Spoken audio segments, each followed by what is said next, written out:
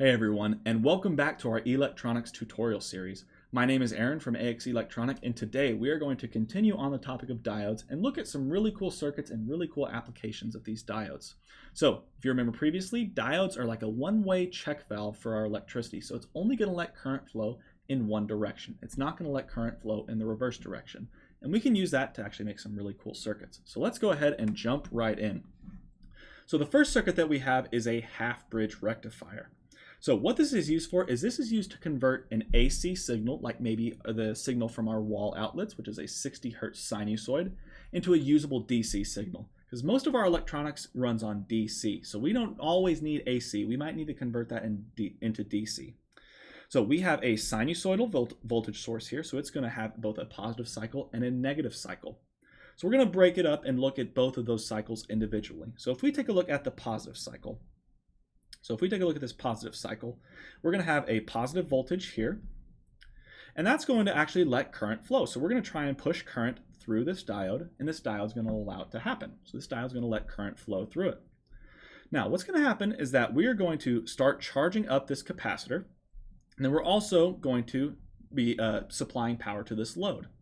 So if we take a look at our output during this positive cycle, so if I take a look at our output here, and this node right here is our output. During this positive cycle, it's going to rise like this because our diode is letting current flow in this direction. So this one is very easy. It doesn't take too much analysis. But where it gets a little bit cool is whenever we look at the negative cycle. So if we take a look at the negative cycle like this, whenever it's below 0 volts, now our source is going to try and pull current in this direction. Okay, but that diode's not going to let it happen, right? Because that diode doesn't want to let any current flow in that direction. So no matter how much that source is trying, no current is going to flow in this direction. So current just stops flowing. So whenever this current stops flowing, we're just going to get 0 volts right here. Okay, so for that whole negative cycle, if we didn't have this capacitor, we would have 0 volts there. Now, because we do have a capacitor, something pretty cool happens. So during this first cycle, that capacitor is being charged up. Let me go ahead and put that little wave back there for us. So this red line is without the capacitor. Okay, so that red line's without the capacitor, and our green line is whenever we add this capacitor in. So whenever we add this capacitor in, our capacitor is going to stay charged, and it's actually going to supply a little bit of power to our load, and it's also going to discharge over time.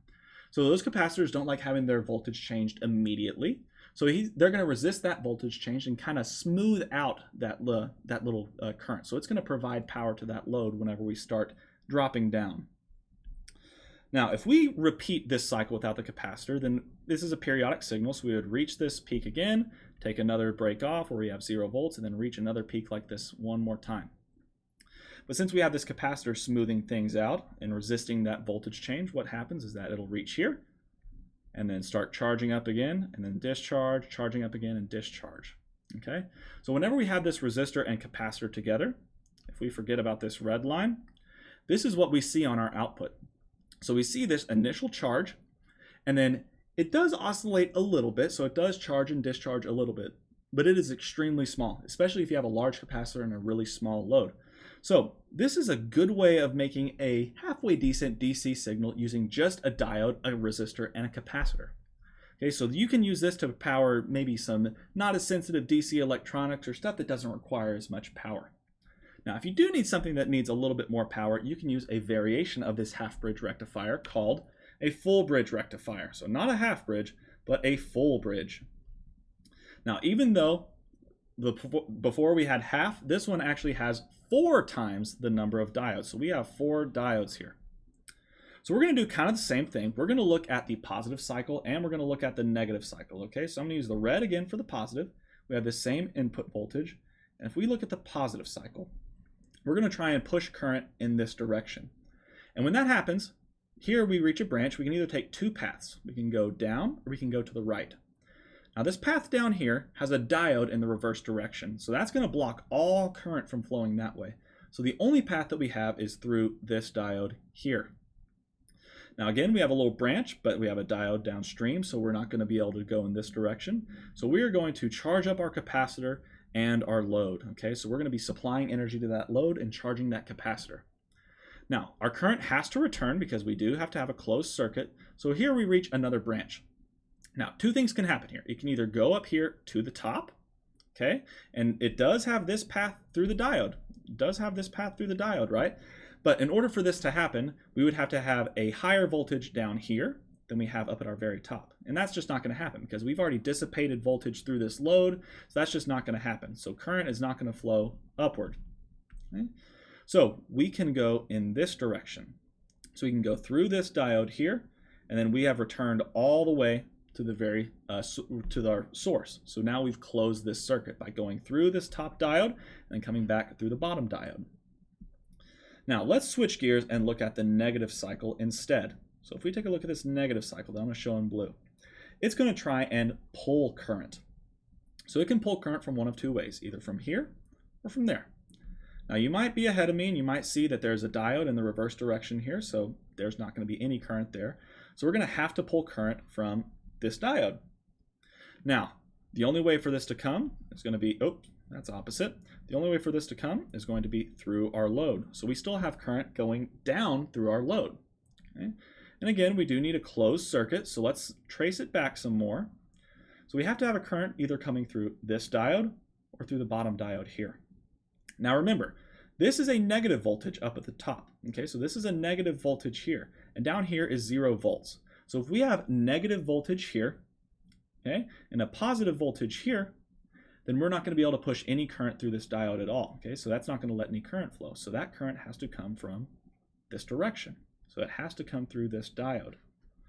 And voila, we have now closed, oops, sorry.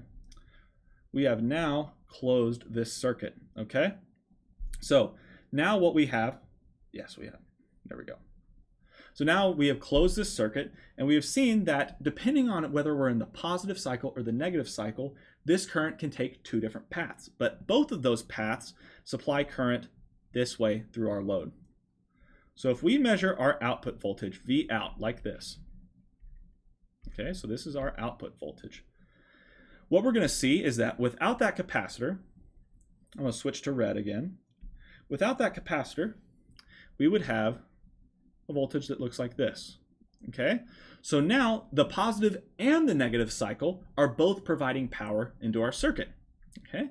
So our positive and negative cycle are both providing power, and that actually lets us supply more power, which is why I said this could be used for more powerful or more sensitive electronics. Now, we do have that capacitor there, so I'm going to switch to green, and because of that capacitor, we're going to smooth out this signal. And now, since there's less time in between these, or since there's less time of 0 volts in between these signals, if you remember before we had, let's see, if you remember before we would have a lot of time with 0 volts, right? But now, since we don't have all that time in this one, that capacitor ripple is a whole lot smaller. So this looks like a whole lot cleaner DC voltage compared to our other one, okay? So like I said, this could be used for more sensitive electronics or electronics that need a little bit more power, okay? But for not as sensitive stuff or low power stuff, just a single diode will be perfect for rectification. Alrighty, so this next one is a super diode. So this one is actually really, really cool, and it's going to incorporate an op amp and a diode. Okay, so we're going to see how this works. So I want you guys to imagine that this is like a super diode that is pointed in this direction. Okay, so this is going to be our input and our output, okay? So for a normal diode, we know that it's going to let current flow in this direction. So we're going to try and see how this lets current flow to the right. Okay? So if we have our input voltage, and let's say it's something like 1 volt, we know that because of this negative feedback, our output is going to work really, really hard to get 1 volt right here. So that means we would have 1 volt here on our output. So as long as our op amp can make 1.7 volts here to accommodate for the voltage drop, this is working just fine. So now we have current flowing in this direction with no voltage drop. Right? So we have 1 volt on the input and 1 volt on the output. So now let's say that we still have that 1 volt on the output. Okay, so this is like we're going to reverse bias this diode, and now we have 0 volts on the input. Okay, so now we have 0 volts on the input, and we're going to try and get 0 volts here on the output, or sorry, not on the output, on the negative input terminal. Well, in order for that to happen, that would have to be 0 volts here and 0.7 volts here. And that just can't happen, because then we would have current flowing, because then we would have a violation here. So this diode just would not work. It would try to make current flow in the wrong direction, and it would work just like a normal diode. So it would block current flowing in this direction and let current flow to the right with no voltage drop. So if you have an application where you can't really handle that voltage drop, then it would be super important to use a super diode. So maybe you could use a super diode for a max min case, because if you remember, for max and min, we had that difference of 0.7 volts. You could use a super diode instead, and you could have a perfect max min circuit without any of those drawdowns of having that 0.7 volt drop. Okay, now the next thing I want to show you is a voltage multiplier, and this one, it can be a little bit complex, so I want to spend a little bit more time with this one.